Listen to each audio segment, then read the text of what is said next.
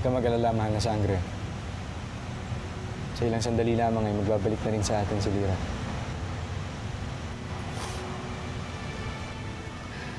Hindi!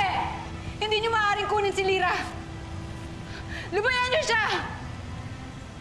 Hindi niyo maaaring kunin ang aking hadiah! Lyra?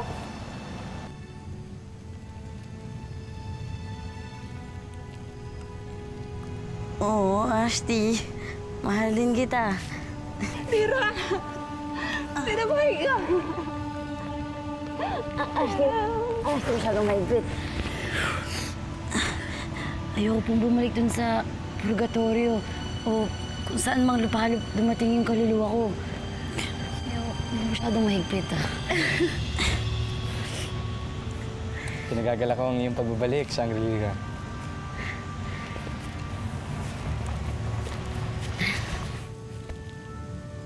Maraming salamat, Lakan. At hindi mo pinabayaan ang Ashti ko. Maraming salamat sa lahat ng ginawa niyo para sa akin. Paano mo nalaman? Ay, naku, Ashti. Ang ganda ng entertainment system dun sa pinuntahan ng kaluluwa ko. HD, tapos 16:9, tapos surround sound pa. Kaya sobrang thank you talaga. Malaki ang utang na loob ko sa inyo. Lalo na sa'yo, Birdman. At sa bagong Birdman.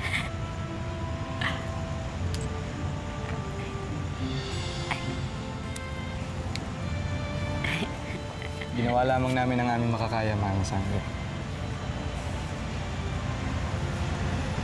Ngayong nakabalik ka na,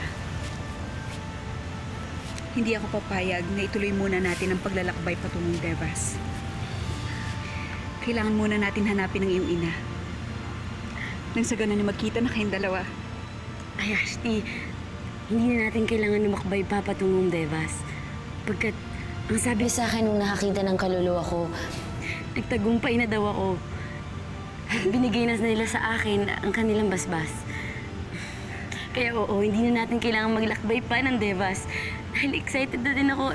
Sabik na akong makilala at makasama ang tunay kong ina.